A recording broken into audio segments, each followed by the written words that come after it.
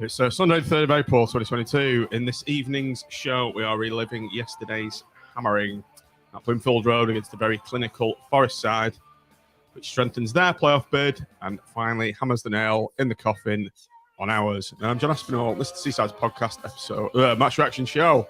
Blackpool 1, Nottingham Forest 4.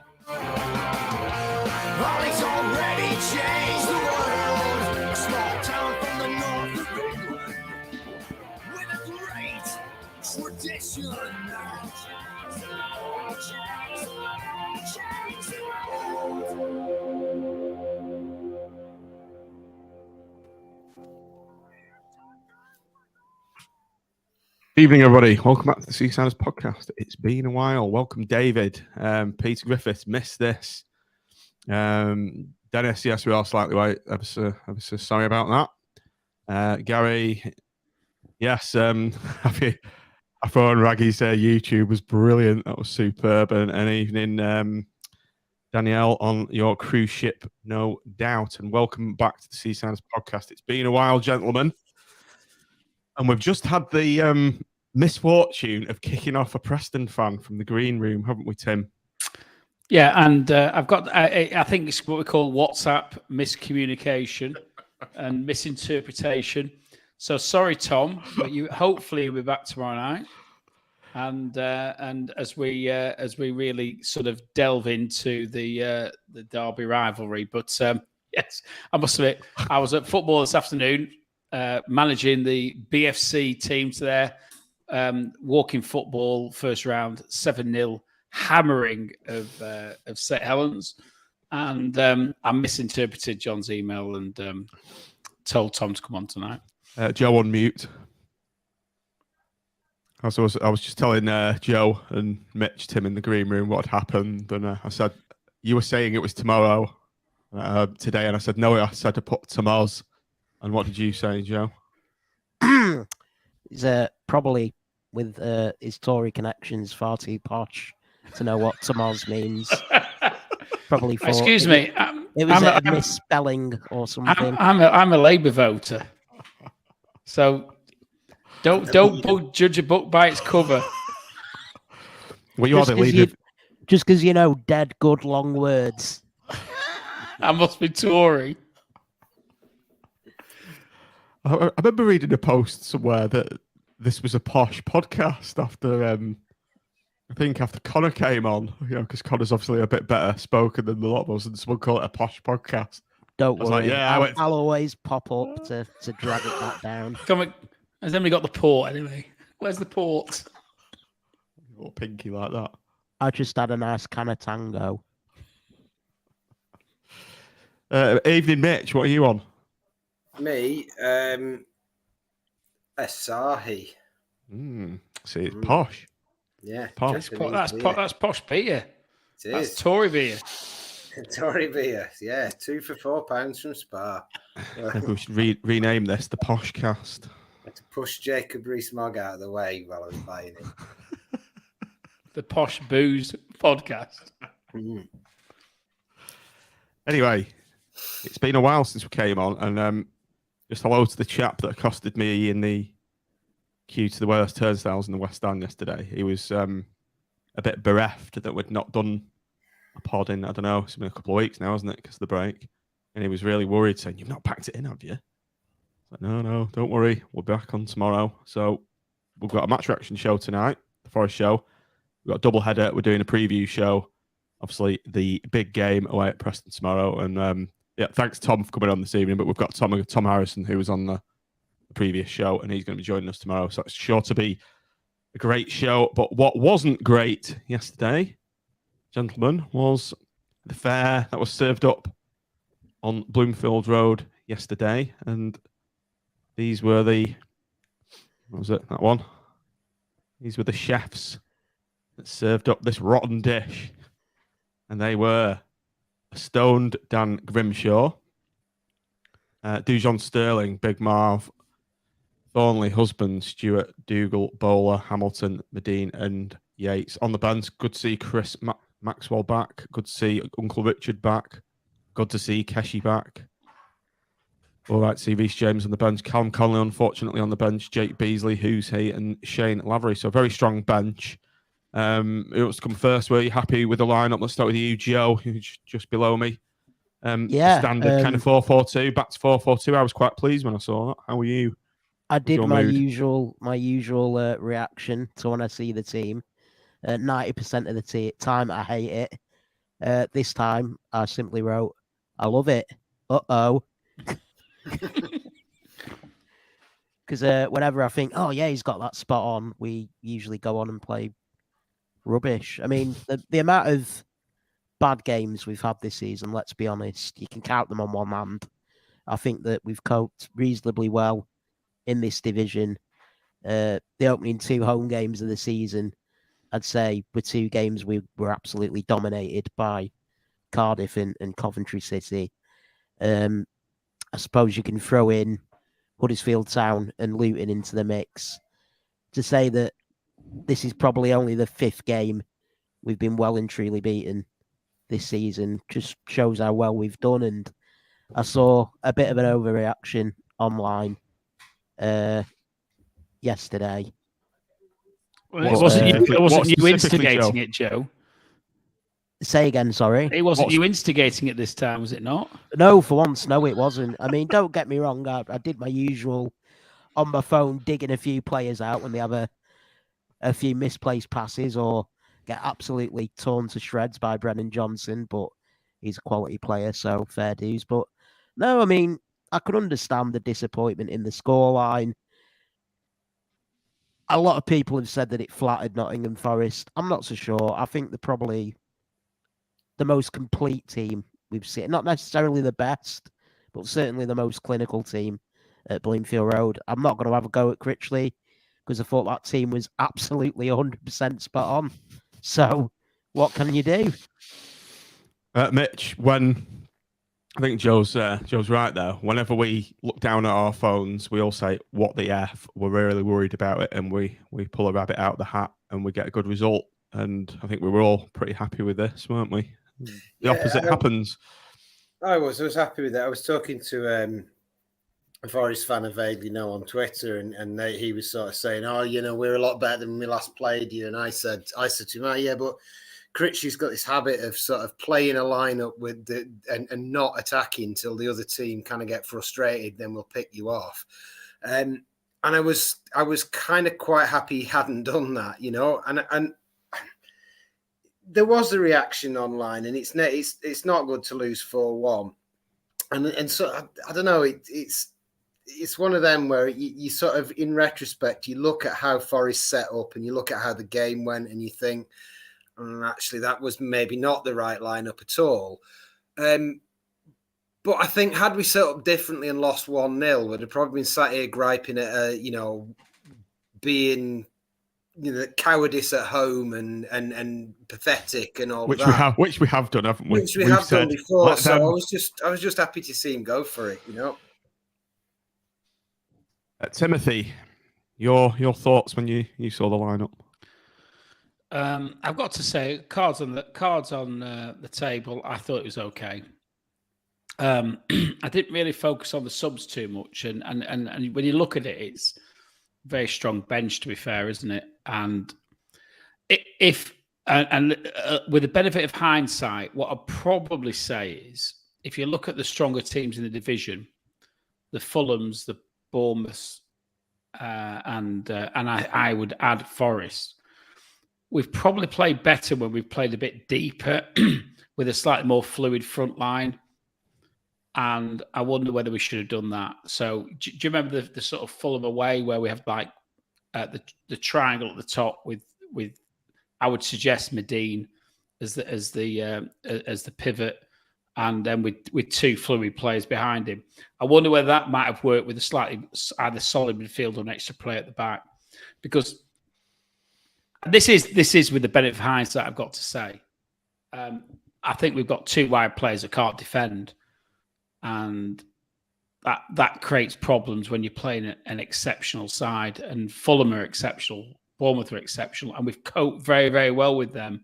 But we didn't cope at all well, as we're going to go on to discuss with with Forest, unfortunately, yesterday. So, but I didn't think that before the game, if I'm being honest. So that's revisionism, but I'm holding my hand up to it. It's back. And he's back. The main man is back. Revisionism. Right, let's go on with the actual match itself. Following our new Seaside of 7 main talking points of the day. And the first one, as you can see on screen, is pre-match bongs. Now, this was half-time bongs, Joe, where this movement came from, but it has been remixed, I think, this season to pre-match bongs. So the first question out there is, who do we reckon we got the bong on the go? And B, who smoked the most before match? I think Grimmy, definitely the instigator. I love Grimmy. I think he's been brilliant since he's come in for Maxwell. I'm Maxwell's biggest fan, and he's won me over. For me, he's in control of the shirt at the minute, and yeah, I think he probably had his worst half in a Blackpool shirt. I say half because I don't think, he seems to settle down second half. I mean, I think the whole performance is kind of indicative to what happens when you have 2.5 weeks of no football. With just out of the gates, there was misplaced passes, trying to play it down the wing and it rolling out a touch. I've never seen Dougal do so many misplaced passes in my life. Like I said earlier, Husband was just getting absolutely rinsed down the side by both Spence and Johnson. I mean, don't get me wrong, them two are quality players, and it doesn't help when you've got somebody of CJ Hamilton's defensive capabilities trying to help him out. But yeah, I mean, there were 5 or 6 players that all had an absolute stinker in the same half. It's just one of them. I purely put it down to, 1, Nottingham Forest being a very good football team, and 2, the fact that we were rusty. We'd not had a game in 2.5 weeks. The international break and the Tory party conference came at the exact wrong time. I think it's basically down to the fact that Grimmy switched dealers. He's got a bag of green in, and it's just sort of stickier than the normal stuff. And it's all, he's normally fine, the lads. He's just so chilled, but he's just Stronger batch. Absolutely, that's the problem. That's modern. Obviously, in a bag on days, there was quite a lot of stories. Carlton Palmer, he used to famously have 2 double brandies before he plays. Obviously, things have moved on in the modern game, and there's other substances that are now taken to chill you out a bit pre-match. Obviously, Tim just slightly too strong, so that can be the only explanation to us being 3-0 down. Or the other explanation, which I think actually has slightly probably more substance than your bongs, is I wonder whether he was looking over his shoulder with Maxwell being on the bench, and he's had a free run at being the first choice keeper, because with all respect to Stuart Moore, I think he's he'd cemented the shirt, and maybe with Maxwell being on the bench, and the cameras being there, I just wonder whether he was slightly more nervous than previously. I don't know. I'm just trying to look. I'm trying to look at. There's 12,500 people there. Why is one extra pair of eyes gonna? No, but he knows that the Joe, play. it was over 13 actually. Yeah, it was 13, just under 14. It's the biggest crowd of the season, 13, bigger than Nobbers. 6. Bigger than the Nobbers crowd. But the point I was trying to make is I just wondered, and I thought this at half time, whether he did look slightly more nervous than normal, and I don't know, because he normally looks ultra confident, and I wouldn't say his distribution was poor all the time, but there was and most certainly there was warning signs before the scenario that led to the goal. I know we're going to go on to discuss that, so I don't want to take anything away from that. But I just think he looked a nervous individual yesterday, which is the first time I think I've ever thought that. And obviously he was behind the North in the first half, and I do agree that I think things improved in the second, but he wasn't the only one. And I think the other names mentioned bear equal culpability in what we saw. The first goal, Philip, fantastically named Zinkernagel. A very fortuitous goal. Joe, would you say it was the passage of play suggesting they were going to score? I thought that they were on top, but I didn't really think. I mean, they reminded me a little bit of the Arsenal of old, trying to walk the ball into the net. It seemed like they weren't allowed to score unless it was from past the penalty spot onwards. They seemed to try to walk it into the net. There was a few times where the ball was pinging around in the area and we managed to clear it. The first goal, I mean, I'm like directly in line with the first few goals. I sit at the top of E block. And that first goal, Thornley's got the block in. And I've actually gone, hooray, because I thought the ball was spinning over the bar. And then it just seemed to dip and die and go into the net. And I was like, all right, how's your luck? Nice one. And from there, the afternoon got progressively worse. Tim, not much to come to you next. I did speak to Eddie about Brennan Johnson. I think just before he scored that. Obviously, it was a very good goal, his first goal. But I did mention it to him that he was the player that put in the cross that scored the opener for Lincoln in the playoff final against us, obviously, and knocked in by. What's his name now? I've forgotten his name. Ollie Turton, yeah. So I said he's a very good player, Eddie. Watch out for him, this Brennan Johnson, number 20. And 2 minutes after I've said that, he's lashed one in. Again, a tad good luck with how it's ended up at his feet, but it was a fabulous finish, wasn't it? Yeah, it was a lovely finish. Remind me, how did it end up at his feet? I've forgotten. It kind of ricocheted off Husband and just fell directly into his path. Absolute brilliant piece of luck that we never seemed. I hope we're saving all this luck for Tuesday. If that's the case, fair dues, fill your boots, Forest. Well done. Congrats. I hope you go up. It was odd because I mean, sort of all three goals just kind of blended into one, and they just keep going down the right and scoring again with just every time we got a little platform in the game, they'd just go down their right or left and score again, and then you'd think, right, we might be just getting into it now, and then they'd score again, and it was just like that all the way through. But he was terrific, and he felt like it must feel like watching bowler. You know, when you come out of the ground, I've said this a few times, when you come out of away grounds and they go, oh, that lad for them with a hairband, he was good, wasn't he? He's their best player by miles, and I felt like they were us, but better, if that made sense. And they were very well organised. They were very well coached. They were very committed, and they had that, like, one side of their pitch was absolutely fantastic, or one side of their attack was absolutely fantastic. And that's what it must be like playing us when we're good. But they were basically sort of 1 to 11 were better than us, if that makes sense. I thought they out-physicaled us as well. I think Joe, their number 9, Davis, I thought he was a real handful. He was a big lad, wasn't he? I think he's on loan from Aston Villa, if I'm not mistaken. Right. I think their physicality, it was the first time we've really been, for me, bullied physically since Cardiff at home. It reminded me very similar to that game. I thought they were very physical without being dirty. I thought they were very aggressive, the way that they pressed. It was constant pressing. They didn't give anybody any time on the ball. I'm not a big fan of licking other teams' arses, but that is the blueprint of how I want Blackpool to play eventually. And it's not going to happen overnight. We've only just been in this division. They've been here for about a decade. And do you know, Joe? They were bottom of the league after about 5 or 6 weeks. Yeah, I know. We were supposed to play them, and then we appointed a new manager. Yeah, nice one. And there's that luck again.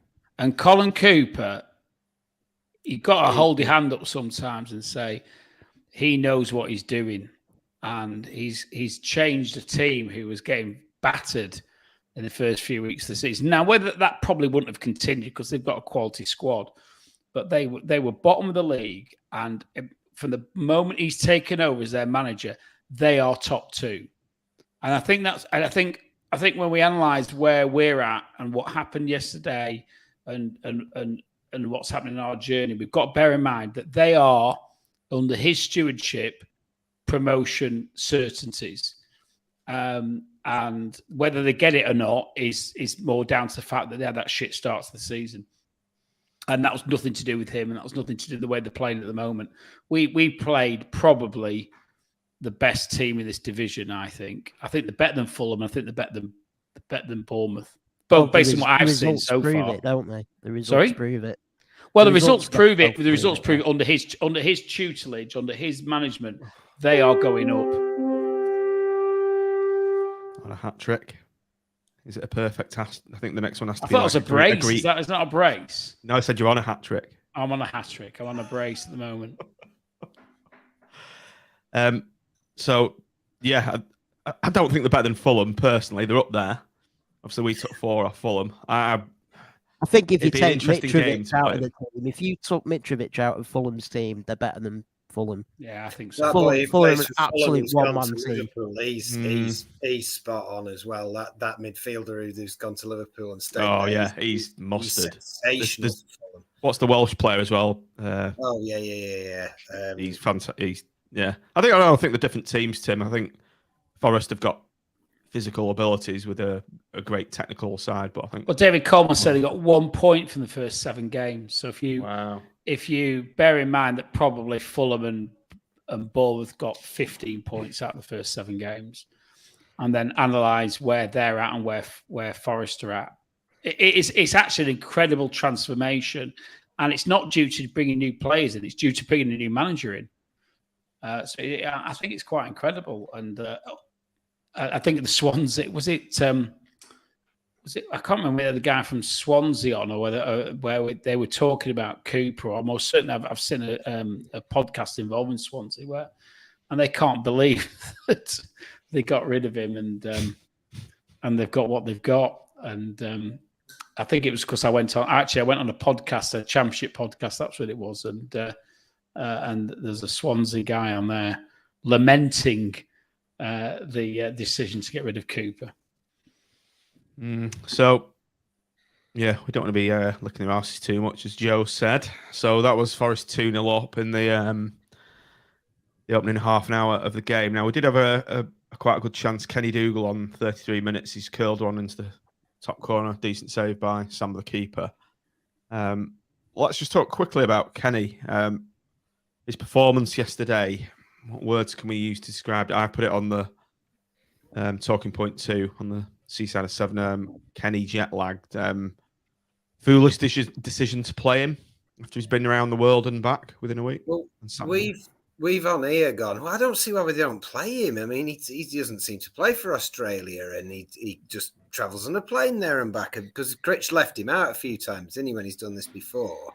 And we've questioned that, and I feel like that might be the answer to why he hasn't played him. Because Kenny's probably one of the players I'd least like to get on his back, but he was dire yesterday. He really was.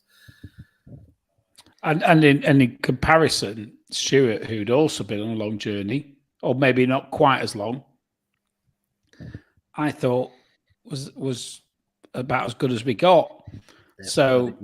And I don't think you actually know until you play them, and that's the problem. And I think if they hadn't played them, when I saw them both playing, hang on a minute though, Tim. A trip to the Caribbean's 10 hours? You went to Australia, you're looking at least 24 hours, 36. Yeah, and that may be the difference.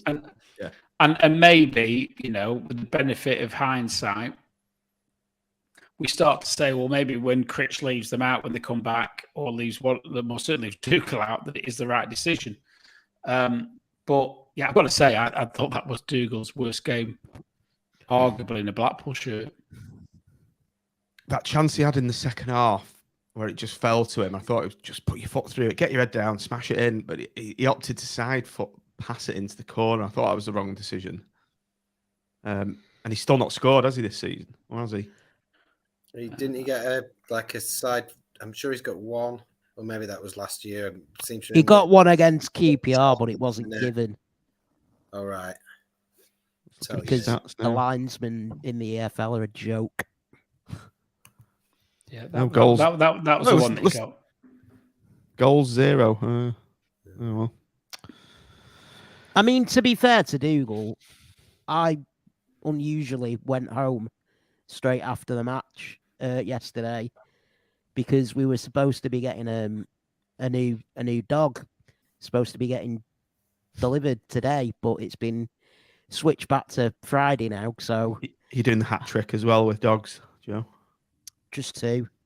The other one just visits. Oh, is it? Oh, right, okay. Yeah. Is that Frank or Stanley? Yeah, Frank just visits from time to time. So Stanley's in residence. He just wanders in your house, does he, when he feels like it? He just turn up. Yeah. But no, I mean, in fairness to Dougal, I went from Blackpool to Rotherham, which took 4.5 hours because of engineering works. I had to do Blackpool to Preston, had to get a taxi from Preston to Manchester, which they paid for because there was no ramps on their buses that they were doing. Then I had to go to Manchester to Stockport because I couldn't get a direct train for Sheffield because the lift to platform 13 had broke. And long story short, by the time I got home, it was 4.5 hours. I was quite tired. So I imagine travelling to Australia and back is slightly more taxing than the journey I made. So I'll let the lad off if he is feeling tired. I'm sure that he knows his own body and if he's good enough to play. But obviously, there's going to be effects. There's going to be a bit of tiredness there. And whereas Dougal did have a bad game yesterday, the complete overreaction. Oh, maybe we've outgrown Dougal. Maybe he's not up to play at this level. Again, a slight overreaction. That's a joke. There was a guy behind me. There was a guy behind me, Tim, just slating him all game. All game, he was at it. Well, you ought to turn around and tell him to shut the fuck up. Because I won't be funny. People like that really annoy me because it's almost like we had fans in the Premier League who were like slagging off our players, and I'm thinking, what planet are you on? And it's a little bit the same, isn't it? It's our first year back in the Championship. We're playing against a team whose combined value, and I'm guessing, is 20 times the value of our squad in relation to what they cost and what they get, probably what they get paid. Most certainly 10 times what they get paid. And you know, Dougal has been like a fulcrum of everything we've done since Critchley took over. And to slag the guy off for the fact that he has an off game is just a complete not a joke. It's a West. Sorry to say, it's a West Stand attitude. It's a West Stand attitude where they just slag players off for the sake of it, and it really, really annoys me. Tim, the guy was. I'd have given him full belt. I'd have given him full belts. Yeah. The guy who was the culprit, he was a typical West Stand what's the move? Inhabitant, whatever the name is. Resident. Yeah, resident. Yeah, it was one of them. But you were right. You spot on there, Tim. Steve, probably a mushroom as well. Yeah, probably wearing a Village shirt. Mitch, avert your eyes to the screen. Steve Hutchin. Medine header first half 2 should have done better. I thought that as well, but then I've watched the replay. It needed a lot of work to get any kind of power on it, didn't it? And accuracy. It did. He was kind of twisting onto it, wasn't he? I mean, Keshi Anderson had a header that he probably should have scored. Are we going to dig him out as well? Should we just slag every player off? I should slag every player off because when I do, they inevitably shove it up my arse the next game.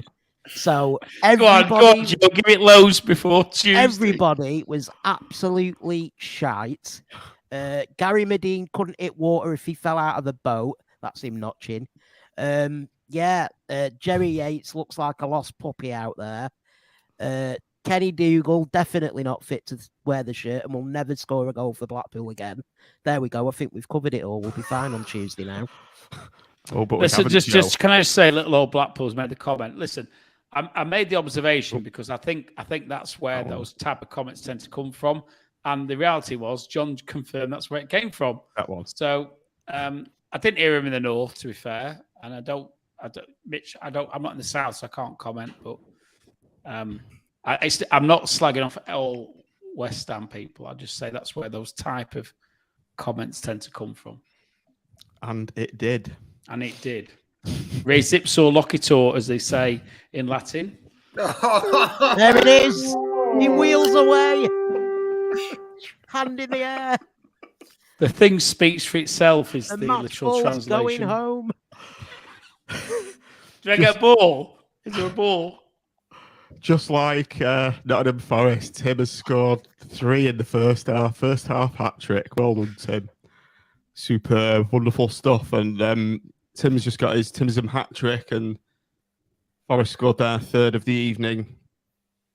What was Grimmy doing? Mitch? Grimmy. I've explained what he was doing. He was New dealer.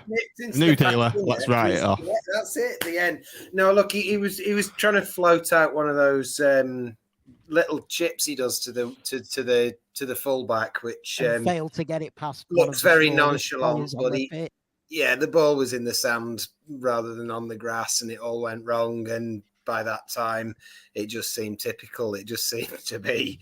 As I said before, it just seemed like another one went in. It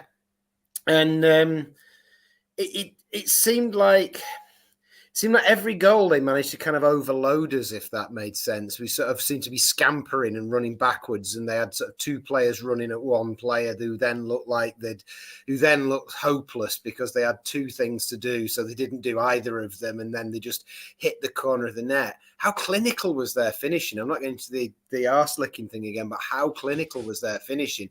Everything seemed to drop into the bottom corner. Even that ridiculous looped one that started it dropped into the bottom corner. Oh, Grimmy. Do you not think he had the one? I thought they knew what we were doing. This is that, and sorry to arse lick again, but I think it's come back to Cooper. Cooper knew the way we try and play out the back, and he tried to really, really press on that. And we had the warning signs because Grimmy had one probably 10 minutes earlier where he got away with it, and they were closing him down so quickly. And I think sometimes when you've got this idea that you're going to play out for the back, and you know that the opposition are basically trumping you on it, you've got to stop doing it. But I thought there was a deliberate thing. Before they scored, first 10 minutes, I'd said to my lad, we are keeping it on the floor here a lot more than we have been doing recently. And he said, what do you mean? I said, well, we've not hit those big long balls up the middle. And he went, oh, yeah. So watch for a minute. So, yeah, see what you mean. We're like passing it more. And it seemed like we didn't. Somebody put in the chat comments that we should have wanged it at Gaz a bit more. And I know that's sort of like the stereotype of me is I said I'd just knock it at Gaz, but we seem to not be doing that. We seem to have reverted back to that sort of, we seem to like match up. Like they very rarely hit it long. And we were kind of like, okay, we won't hit it long then either. And we'd gone back to those goal kicks where the 2 defenders come and pull back to stand by the 6-yard box, which we'd stop doing, because that's one of the things that winds me up most in football is doing that. And we stopped doing that for a while, and we'd made goal kicks like a kind of like let's hit Gaz and almost like a set piece. But Grimmy seemed to want to keep, you know the one where we play it out to Dougal, and then he plays it to the side to one of the wing backs. So he's facing Grimmy. He receives the ball and plays it out. They were cutting that out, and Grimmy seemed to like not quite know what to do, and he didn't. And they were cutting out the wide ones as well. So he didn't want. He didn't seem to want to play it long, but he wasn't quite sure how to deal with it. And I think he wanted to keep trying to do what we normally do, but for me, you should have realised that they were anticipating and they were cutting that out because they'd done the homework on us. The long and short of it is they'd done the homework on us. They knew how to stop us playing out the back in the way that we normally do. I'm not saying they succeeded all the time, but most certainly they restricted our ability to do that. And I think that's almost what you just said there, almost summarised up what a few players look like. They look like they didn't really know what to do when we'd been sussed out, if that made sense. It just looked a bit shell-shocked, like, oh, these lot are actually genuinely really good. What do we do now? The third goal, obviously, Grimmy's thrown it out to Johnson and go, there you are, mate. But he's still got a lot to do, hasn't he? Jordan Thornley's in his way. But as I've put up on the screen, Thornley not at the races also. He just kind of just stumbled his way past him, and it was just all too easy for me. And it was a reflection of Thornley's game. He just was not at the races yesterday also. But again, a very tidy finish from Johnson, just cool, calm and collected, just pops it over the keeper. A bit like me at walking football, Tim, but mine unfortunately hit the post, didn't it? I can't remember you ever scoring a goal at walking football. Again, a bit of revisionism going on. But yeah, a great finish from Johnson and Thornley. Tim, a very subdued performance from him also. I think his performance was probably the worst one he's had since he's come back from Oxford. And you've got to temper that with the fact we were playing probably one of the best teams that probably the best team we've played all season. I generally think they're the best I've seen. I think we might see Uncle Richard back on Tuesday night. Yeah. I really do. I think maybe Critch. I think there's two. I know this is a later conversation, but I think there's two positions that, if not three, that should be changed on Tuesday. And that's not overreaction by me, but I think there's better players on the bench than the ones who've got the shirts at the moment. For the first time in ages, I felt like that team lacked leadership on the pitch. If you took Stewart out, who had a real go at running around and trying to make something happen, almost to the point where he was throwing himself headfirst into tackles and he got pulled after 60 minutes. It felt like that was a team that that were a bit rudderless, didn't really know what to do. And I think Keogh would have gathered them round, had a word, done his pointing and swiped his side parting over and pointed at things. And I think he would have made, I'm not saying it would have made any difference to whether we got 3 points or not, but I think he would have steadied the ship at some point with his experience. And, at the end of the day, Maxwell's not in that team. I'm not saying either that I'd keep Grimshaw in goals, but, you take out your captain, you take out Keogh, you're struggling a bit when you're up against it, aren't you? Next talking point then is Jimmy Husband, who Mitch has come on for a lot of unnecessary flack on Twitter. Screen the air. We've got PPGWJHALB. Would you like to tell the uninitiated what that means? Well, this was a metric that I invented some time ago and I haven't updated. So points per game with Jimmy Husband at left back, which at one point was standing at a staggering 2.16 or something, which meant every time we won. Well, basically, we won a lot of games with Jimmy Husband at left back. And I don't know. I mean, I did try and title this.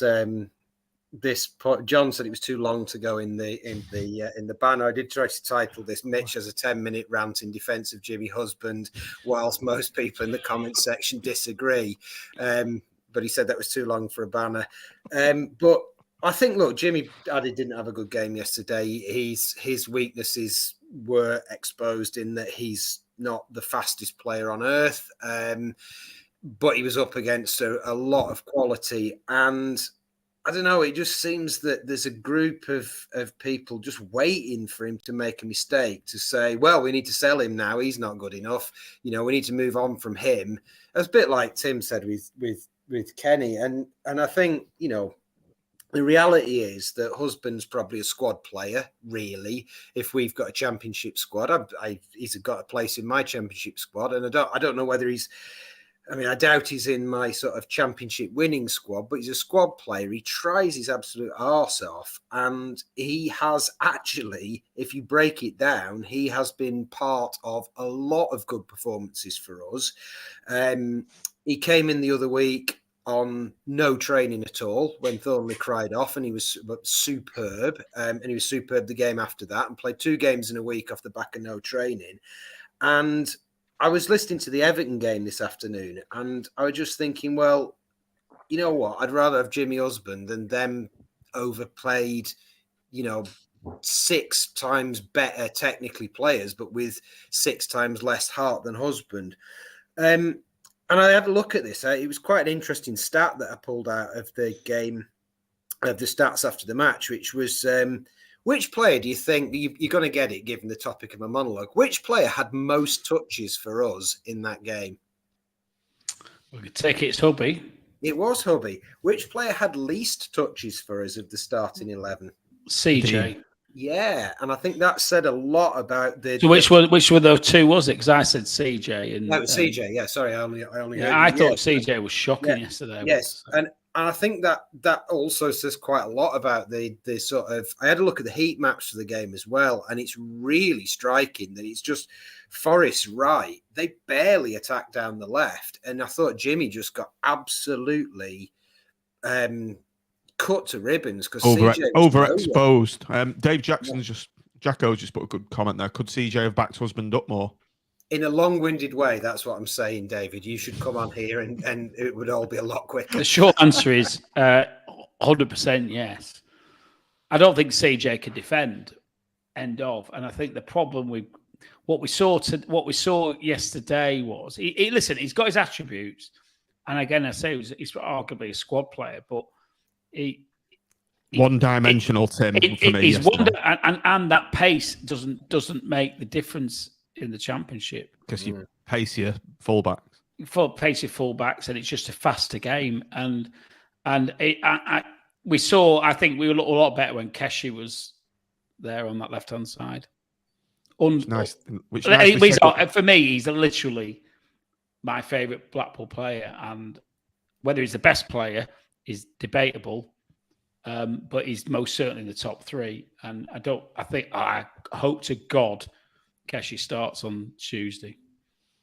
Joe, as I've just put on the screen, King Keshi is back, which is nicely segued onto our next main talking point. Keshi was thankfully brought on for CJ on 63 minutes. So, in a way, the fact that we were getting dipped 3-0 was good because Keshi's got a good half an hour under his belt, which might not have happened if it was a very tight game. Yeah, and he looked pretty good when he came on as well. Had a decent chance with a header that just went wide. Put himself about. Didn't seem to have any mental block as far as the previous injury that's kept him out for the past, I think it's 4 months, wasn't it? He was out, something like that. Yeah. It's that toxic Hartlepool game, wasn't it? Yeah.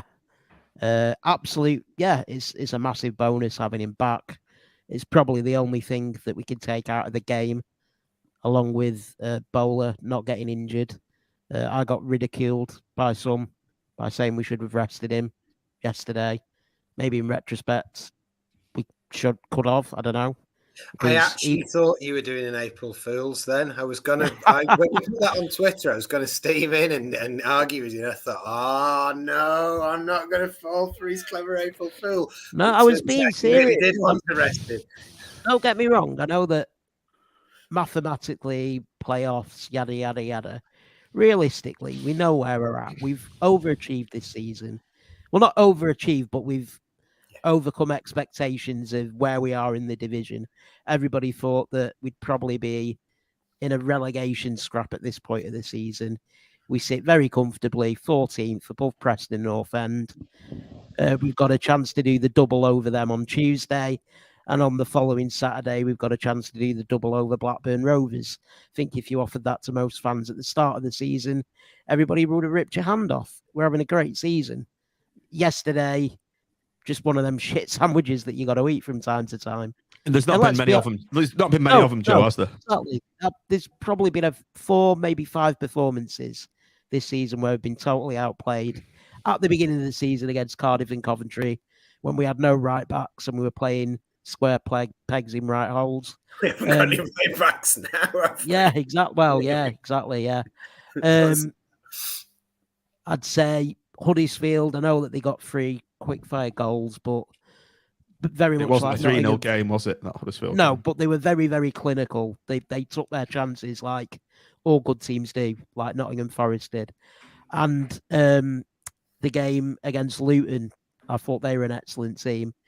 It's a toss-up between Forest and Luton, the best team I've seen at Bloomfield Road this season. But the fact stands, we're having a great season, and don't let the odd capitulation get you down and lead to over-exaggerated calls for this player should never wear the shirt again, and this player needs moving on.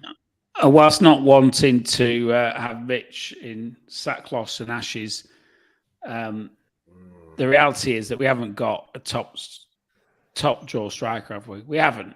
We haven't got the Diaz. We haven't got the Mitrovic. We haven't got all these other players who actually, over a season, make that minuscule bit of difference that probably gives you an extra 5 or 10 points as against what you would otherwise have. We've got good, honest pros. We've got Medina, who's a great player. We've got Yates, who's a great player. We love them all, but none of them have got that little bit of extra that in this division that distinguishes between probably Championship and Premier League. And that's actually it's the Premier League input that probably is the difference. And we can't afford that. And, the one thing I will say is at least all of our best players are our own players. Correct. Hello, Preston North End. I think Blackburn are very much Diaz, and Fulham are very much Mitrovic. Well, it's no coincidence. They're highly dependent on both those players, aren't they? Since Diaz got injured, that's their season. Absolutely down the toilet. Yeah. Well, they're down the toilet, but they're still in the playoff places, aren't they? Up there, or most certainly up for there. now. Yeah, Forest got 3 games in hand, haven't they? But I've got to say that, and for me, probably it's at the top end of the pitch where you notice the biggest difference. And that's where money counts in this division, unfortunately. That's where if you get the right player and you pay the right... listen, paying the right money is paying 50 grand a week, not paying 10 grand a week, is what makes the difference. And that's not Blackpool. So we've got to find somebody who could do that.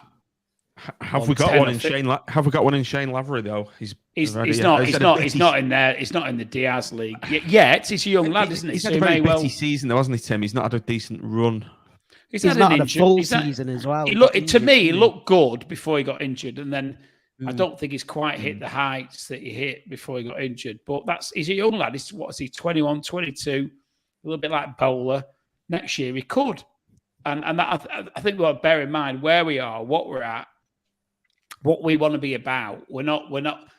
I don't think Simon is ever going to spunk the type of money that the owners of Forest and the owners of Fulham and the owners of Bournemouth are throwing at their squads to try and get the Premier League.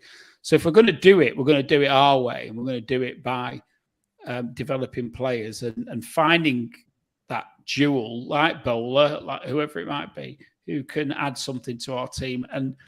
But finding the striker is probably the biggest conundrum, I think. And always is, isn't it? Unless you chuck multi-millions at it, I don't think I actually want Blackpool to do that. I don't think I want us to do that.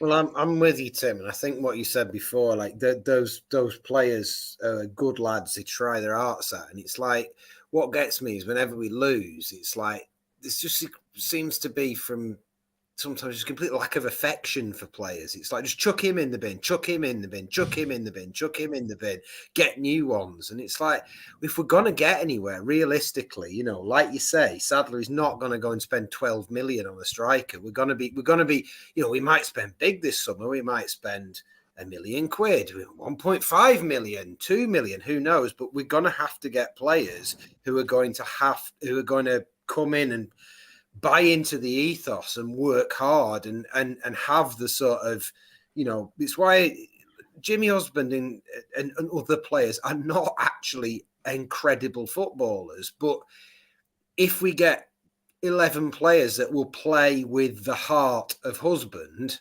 then we'll do all right, and that's important to me, is how we build.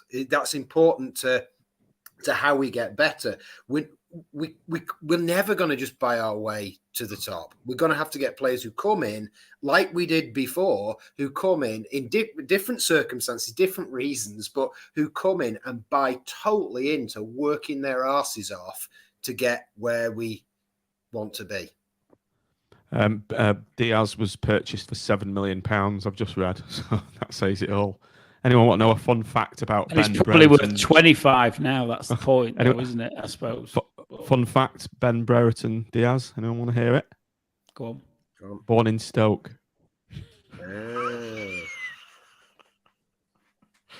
You think he's taking the This visit? big exotic Chilean international they have. He's from Stoke. Yeah. He could have taken that Visit Stoke banner from the car park when he goes to Chile. Oh, Mitch, he could. I wonder if he's been to that Pottery World thing that we. Pottery World, yeah, on the van, yeah. Is it Wedgwood World or something? Maybe he's a shareholder. It's culture.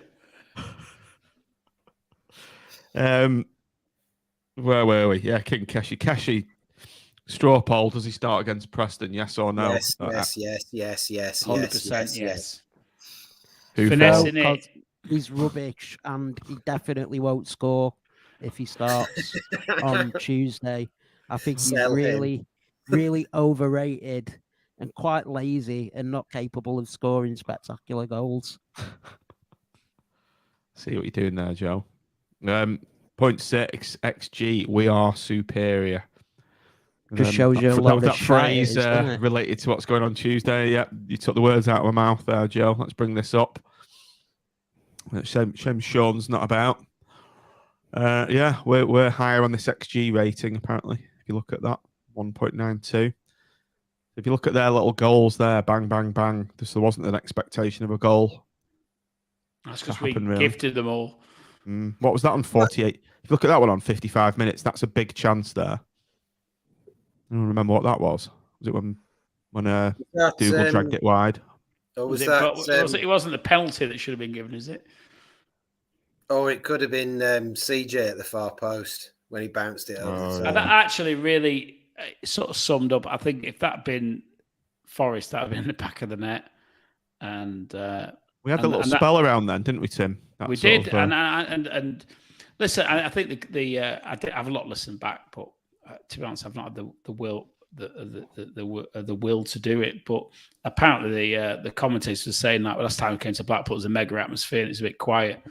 And it's very difficult, isn't it, when you're 3-0 down? But I did think the players had to go in the second half. I think we could have had a chance with the penalty for Yates, and there was a couple of other chances, and it just didn't quite go. And we were always then on the back foot, weren't we? And then they go score the fourth. But I don't think we gave. I think the positive that come from the second half is I don't think we gave up, and we drew the second half. So well done, guys. Callum Connolly there is our top player, rated by XG 0.6. He's popped up with a goal. Did anyone see it? I'd gone by then. I saw it. Yeah. I did a Smith, which is fast doing an Aspinall now. Do you know? I know there's a bit of a controversy on AVFTT about people leaving before the end, but I've got to say, I think if you want to leave before the end, you just leave.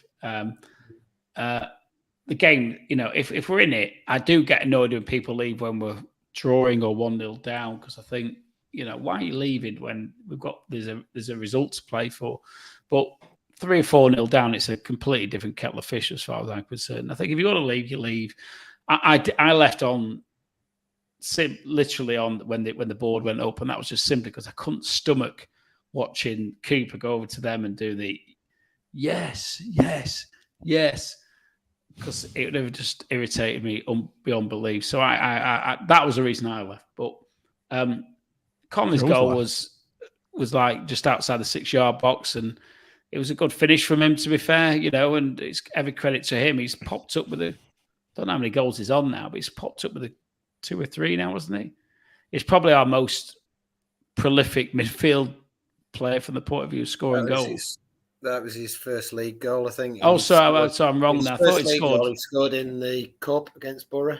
Right, okay. I knew he'd scored before, and I thought he'd scored But One goal, one assist. we don't score from midfield, and I think that's a major issue with our team, isn't it? And that maybe, listen, Critchley's identified a player that he's wanted, and he's been very clear who that player is.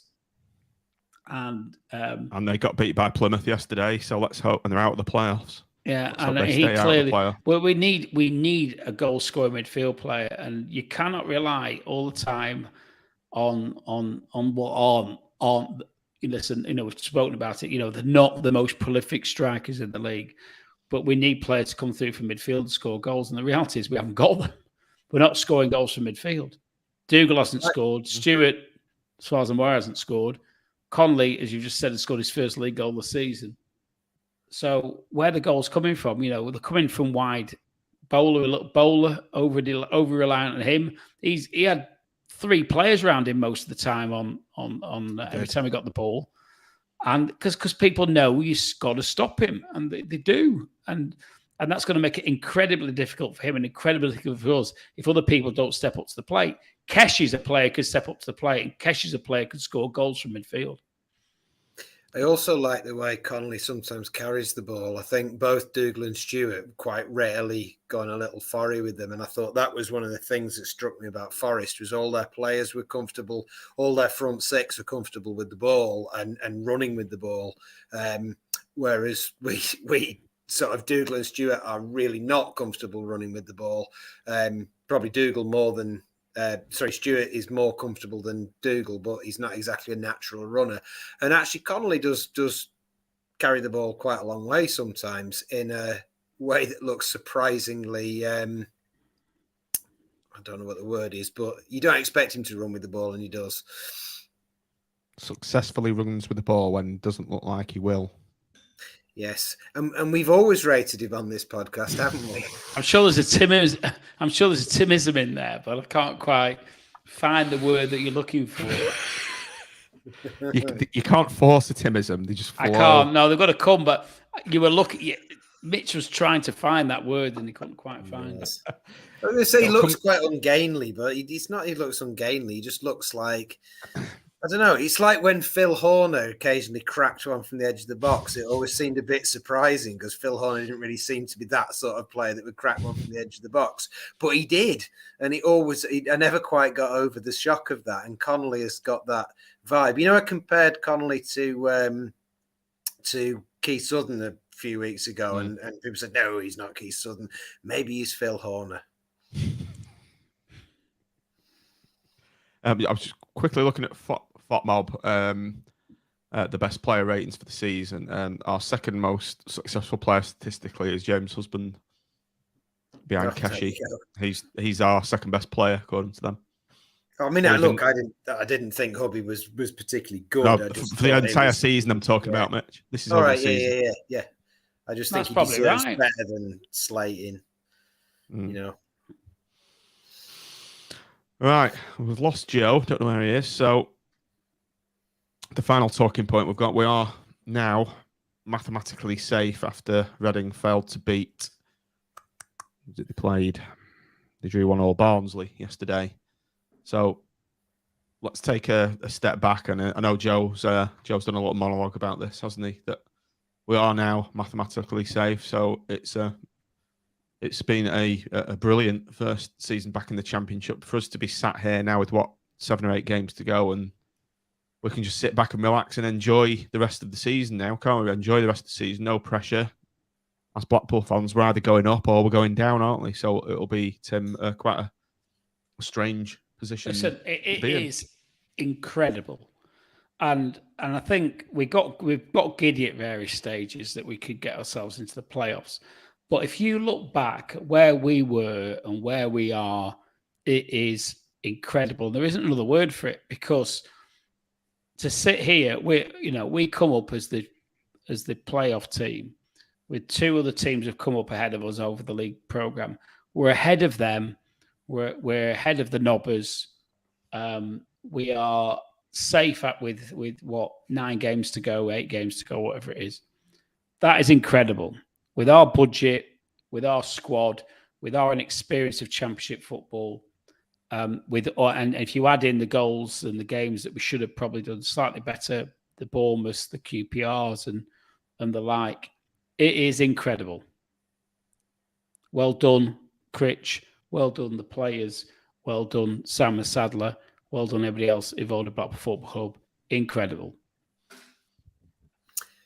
It certainly is. And it's, I mean, there is no way that if you just said, what have we got, 7 games left, is it? 7 games left. That, yeah, I'd have been mildly disappointed that our playoff hopes were over.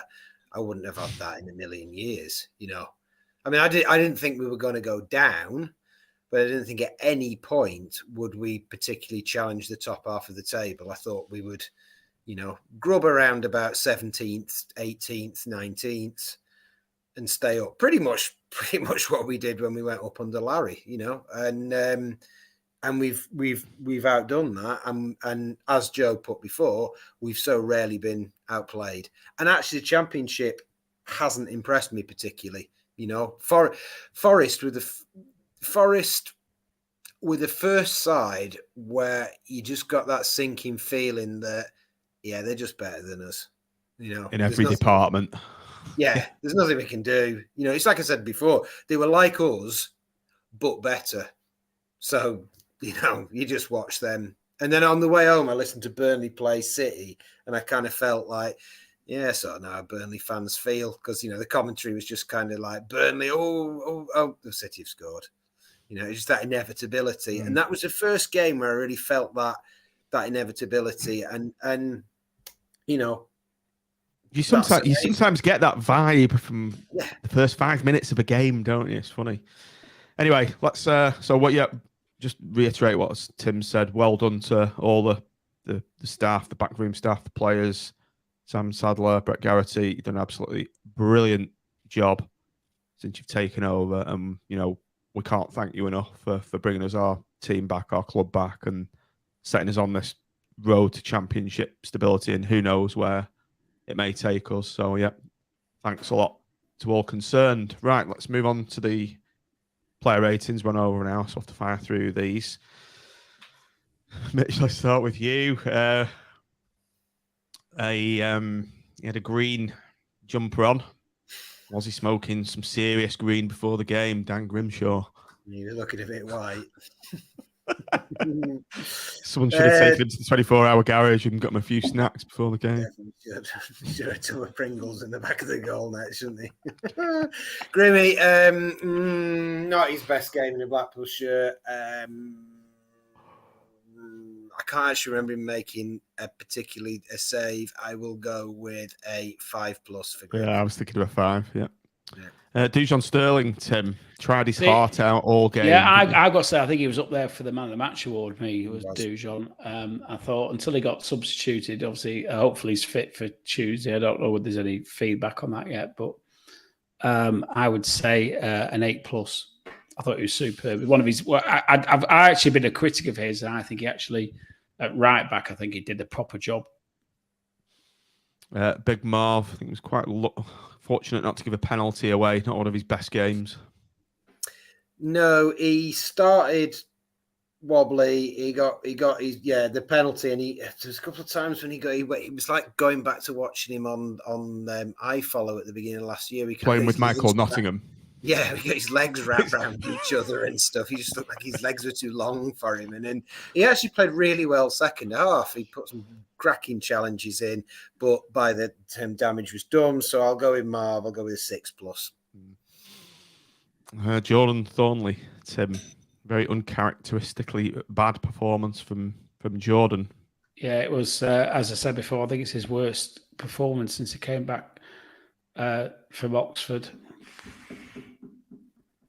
A 6, and I'm being kind. You're not going to you implement the FPRS system there. I think 6 is 6-. Yeah, I think you need to. Kev Stewart, another contender for man of the match for me. Tried his heart out, kept trying to drive the team forward, but to no avail. No one else fancied it. Yeah, no, Kev was great. I particularly enjoyed the attempted spear tackle that missed when he was getting really wound up, so to get something to happen. And some of his little dribbling attempts were also good. So yeah, Douge was probably slightly better than me. What did you give Douge on Kev? 8+. 8+. So I'll give Kevin 8. James' husband, Tim. See, I actually have some sympathy with Jimmy because I do think, and I don't know that I want to get CJ, but I think CJ let him down. But he wasn't great. He wasn't great. So I'm going to have to go 5+. That's fair. Have I done Kev Stewart first now, haven't I? You have. Yeah, he did. Yeah. Where were we? Kenny Dougal. Yeah, I think Dukes must have been sat next to Grimmy before the game and sort of inhaled. Giving him a blowback. Well, yeah, quite. Yeah. Hey, let's a very jet-lagged Kenny Dougal. Well, yes, we should have been knocking back some Red Bulls or something. I thought he was poor. I mean, look, I looked at the passing stats. Stewart's passing accuracy was 93.7. Kenny's was 60%, and I think that told the story of the two central midfielders. So I'm gonna be very harsh. I'm gonna give him a 5. I thought he was poor. Yeah, he was. Josh Bowler, again, tried. He tried, but What do you do when you've got 3 players around you every time you get the ball? And what that should do is free up other players to take the space. But you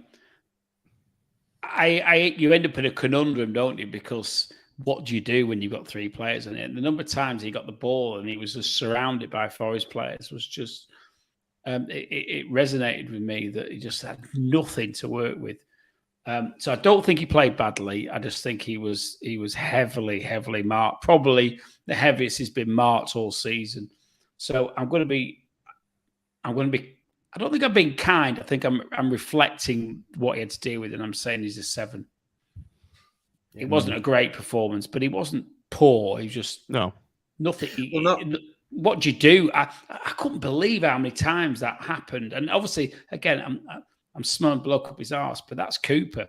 Cooper stopped him playing completely and utterly. And we should have thought, right, well, let's stop going that way. Let's go the other way. But the problem is we have players on the other side of the pitch who would have the worst games of the season. Could have inverted him. We could maybe, but they would have. I'm sure they'd have countered that. But the point being is we should then look at, we can't be one-dimensional. And we had nothing on the left-hand side. And that's where we should have been exploiting, because they can't have 3 players marking left-hand side and right-hand side, because that doesn't work. Well, the heat map, as I don't want to come across all Sean McGinley here, but the heat map backs that. Are you going to rip off your face in a minute and go, I would have got away with it if it wasn't for you peddling XG kids and your short underneath?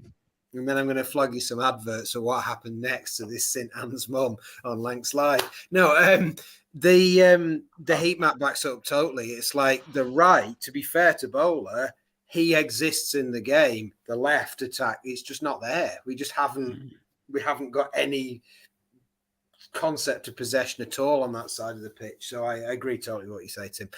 Yeah. And the Bowler got the sponsors man of the match. It's a lazy vote, that, because I think it's just, well, Bowler's attacking player, but I think there were better players than him. But he was okay. He was, I don't think he could come off the pitch with his head held up high, I think. Have you ever been have you ever sponsored a match? Has your company ever sponsored? Yeah. And once when we got absolutely battered, I wanted to give it to the opposition. They refused to let me to go to the opposition. I would just, I've never sponsored a man of match because I'm not in a position to do so. But if I was, I would just give it to Gamma Dean, whatever, just to piss people off, obviously. So I'm guessing it's somebody who's done that. You just pick your favourite. Yeah, and it is sometimes a lazy one, because you can end up, the they can get people in the. And listen, I've no idea who was a sponsor on Saturday. So, but you can get people. They've had a few sherbets, and it's like, and they throw it at you, and you've lost 4-1. You don't really want to give it anybody. You go, oh, who is it? And you just like come out with something random. So when I say it's lazy, I think it is lazy in that I think there were better players on the pitch, but I don't think it's been microanalyzed. If that makes sense, I think it's just like a throwaway when you've lost 4-1 and nobody can really be bothered to actually think about who was the best player. As the Forest fans were saying, you should have signed for a big club all the way through the half. If anyone else heard that, I did. Irked me a bit. That. Well, he's going to sign for a bigger club, I suspect, when he does go. Right, who's got CJ Hamilton? Is it you, Mitch?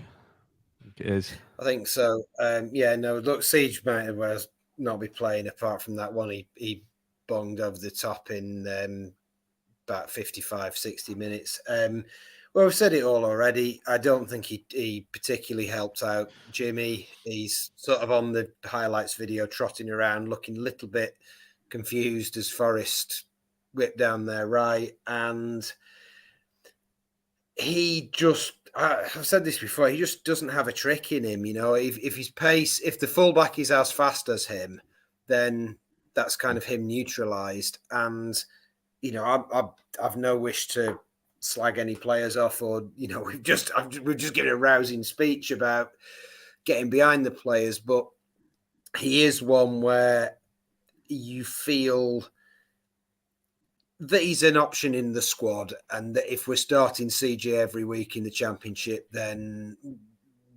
we're going to get found out. And in the way that Cooper obviously did, in the sense, put a fast player on him, put everybody else on Bowler. And given that Bowler was being marked by 3 players, it was just crying out for the player on the other side to make hay, but he didn't. So CJ, 4. I was gonna go 4+ or 5-. I was thinking 4 Yeah. plus. 4+. He was our worst player on the day, and if we're giving other players 5s, then I think the thing is, you can't even say he did much wrong, because he just wasn't there. Look, I defended. I've got to be clear. I defended Kai match after match after match after match for sometimes not appearing to be there, but CJ really didn't appear to be there yesterday. You know, and that was obvious from like the first 15 minutes. And I'd have hooked him at half time, but I think the problem is when you're 3-0 down, you're not going to change the result. And I think from a confidence perspective, I don't think Critchley wanted to do that. But I think he probably didn't want to give Kesh 45 minutes either. And that might be right as well. He might want just to limit it to 30 minutes. So. Well, Gary Medine, Tim. Struggled yesterday. Okay, but only okay. I think what we saw yesterday was a difference in class between the forwards we've got and the forwards they've got. I don't think they got great distribution, to be fair, both him and Yates. But it was an average performance on any metric. 6. Yeah. And similarly, Jerry Yates, Mitch. I feel like I could do a whole other podcast on Jerry. I don't want to sound like a knob, but I wrote in my blog about Jerry. But I did, and he reminded me weirdly, and you may or may not go with this, but he reminded me weirdly of watching Kai last year, in that he just doesn't seem to quite have confidence in his own ability. And he did some, as he always does, he did some lovely, lovely stuff, like little shimmies and like little bits of link-up play. And you go, that is beautiful. What a footballer. He just doesn't get his shots away when he's got the opportunity. It's just like, just for fuck's sake, Jerry, put your laces through it and back yourself. Like the guy behind me, who, going back to, I could have, well, I didn't, but if he carries on, I will. He's lazy, he's this, he's that, and he just doesn't look like he's backing himself at the moment. He'd come alive, he'd pick it up, his link-up play was lovely. there was that one that popped over the top for him. We tried to bring it down. Last year, he brought that down and smacked it in the first move, but it was like overplaying. He's just not right. He's just not right, and I don't know what it is. I don't know if it's confidence. I don't know if his head's not in it. I don't know if his head's been turned. He's just not right. He's not Pele-esque anymore, sadly. So Jerry 5+. And your task before the next pod is to turn around on that knobhead. I'm going to say knobhead in the West and tell him that where we are and where we've come from, he needs to shut up. That because I if somebody was behind me giving it that all game, I would turn around and say that to him because we've been critical tonight and we're being critical in an analytical way, whilst also looking at where we're coming from. But just slagging our players off for the sake of it, it's just it's unbelievably negative and it doesn't achieve anything. And I think sometimes they were doing it in the Premier League. They were doing it in the Premier League, and they were saying, "You're not good enough." You do get certain types who go to games primarily just to moan, and they do. And sometimes I think you got to turn around and just say, "Shut the F up." And I think sometimes you just need to say that. And I think actually they'll probably actually take it on board and think, actually, I'm being a bit of a prat here. Okay, so if I turn up on the next podcast after the next home game with a black eye, Tim's advice hasn't gone down very well.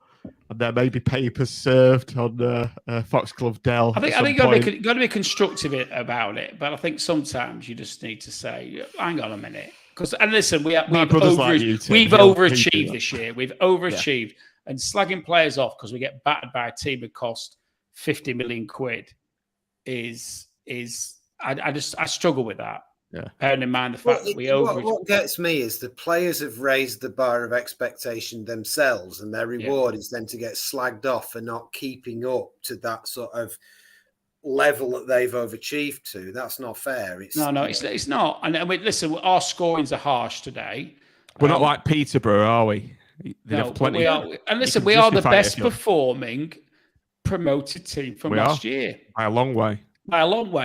And we've got to recognise that. That is an achievement. And saying somebody's shit and somebody's not good enough, we've been harsh in our score today because it's deserved, but it's analysed and it's critical and it's sensible. And we equally give great scores when they play well. And we probably overcompensate when they play well and probably underscore when they play badly. But that's what we're here to do. But just slagging players off from the stands to be fair, they're all trying to do the best, and they are all playing way above expectations. I would be saying something, and I think that's you've both got them doing it. You're both Westies. Oh no, so in the south. Sorry, south. We're all repping a different stand, aren't we? I'm West Side.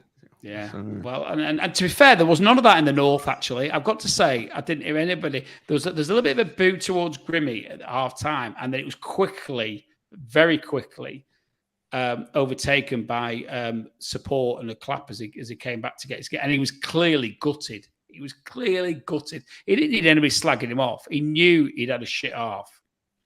This is a good one. He was responsible for that third. Little old Blackpool just said, "Lol, we've shoved it right up the second tier podcast, boys." They were very derogatory. He's right, little old Blackpool. There's podcast called the second tier. They were very derogatory about Blackpool's chances. They were talking down Blackpool, saying we've got no chance of staying up. It was lazy, it was unresearched, and they've just looked at the third place promoted team and gone, right, yeah, they're going straight back down the rubbish. They've not signed. And to be fair to them, John, to be fair to them, analytically, at the beginning of the season, that was probably the right call. But that's just undermines what our players and what our management and our club have done, which is to buck the trend. And so then to slag them off is just wrong.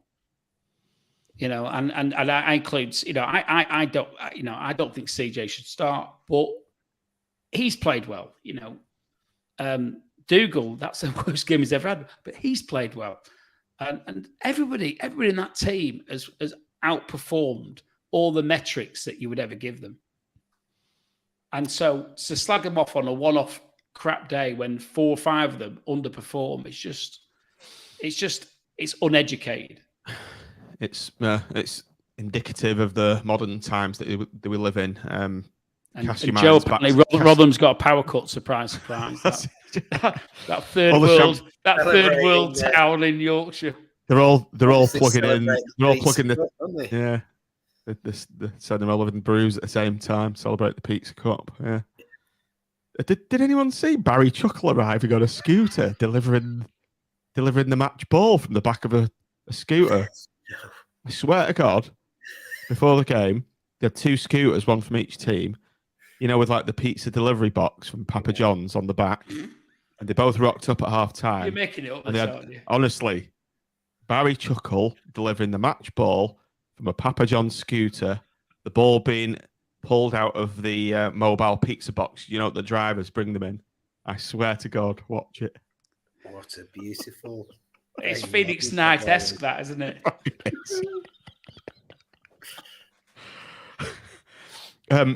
Just one thing's popped in my head. I was chatting to a chap in the turnstiles I mentioned earlier. He told me that he's gone to the cottage bakery opposite the Bloomfield and sampled one of the steak and haggis pies on my recommendation. And he said, God, you were right. They're bloody brilliant, aren't they? I was like, yep. So I've not tried one of them yet. I'll have to go. Any proprietors from the cottage bakery who may be listening to this program, please do send my 10% of all sales of steak and haggis pies. I'll be in touch shortly with the contract. Right. Where were we? Manager rating. Let's do this quick. We're on an hour and 20. Manager rating, Tim. 7. Average, I think. I think we should have maybe set up slightly differently, but that's with the benefit of hindsight. It is what it is. He didn't do anything exceptional. I think it was about a bit of he picked the right team, but then maybe we just didn't quite. We're out of thought a little bit. Out of thought a little bit, I think. Yeah. Mitch.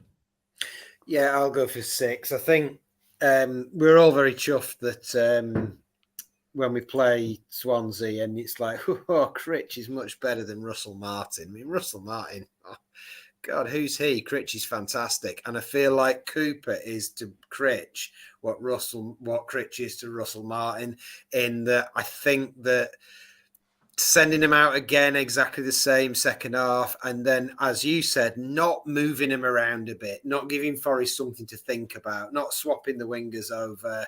But he picked the team that I'd have picked, so I can't be too critical. And I think equally sometimes once the game's gone, you just think, well, let's get out of this without getting battered. So 6. We've got 2 man of the match, didn't we? Tim, who was your man of the match? Well, you got to say player of the match now. Have we got to say player of the match? Have we? Well, you don't have to. Just in case of somebody who's non-binary playing. I've been given those directives at a grassroots coach level. Yeah, you're not supposed to say that anymore. Person of the match. Right. Okay. I'm going to go for Sterling. I think Sterling showed intent down the right. I think Stewart was up there as well. I think it's between him and Stewart. I think they were the standout performers. Who are you going for then? So I went Sterling. Sorry. Yeah, I'd go personally. I'd go for Stewart. I think I'd go for Stewart actually, since Joe's here. I'm going to go for Stewart. Mitch, what are you going for? I'm going to go for Dujon as well. I thought Stewart was really good. The one thing that I noticed about Stewart is he kept winning a great tackle, getting the ball, and then just passing it to Kenny for no apparent reason. He was like 2 yards away from him. So I'm going to go for Dujon. I thought at least got down that right-hand side and got stuck in, and very little went past him. Probably his best game at right back. Fair dues. Right, just before we go, ladies and gentlemen, do like and subscribe to the channel on YouTube if you haven't done so already. Hit the notification bell and all that bollocks.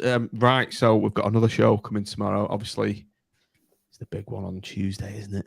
It's the big one. Tim, we've got our 2 days, our half day booked off, haven't we? On I will have to have a few libations in the thatched house, I think, before making the trip across to Preston on Ashley's coach. So we're doing that. And, so we're going to get Tom from the Preston fan who's on in the first home leg. So Tom's going to come back on tomorrow. So tune in, listeners. I think this is after you booted him off tonight. Do you think he's going to come back on after Tom to F off? I'll say to him, Tim, blame my secretary for not understanding. I've already messaged him while we're on the at the beginning of the podcast to apologise profusely for the way he's been treated tonight, shamefully treated, and kept in the green room and then told to go home.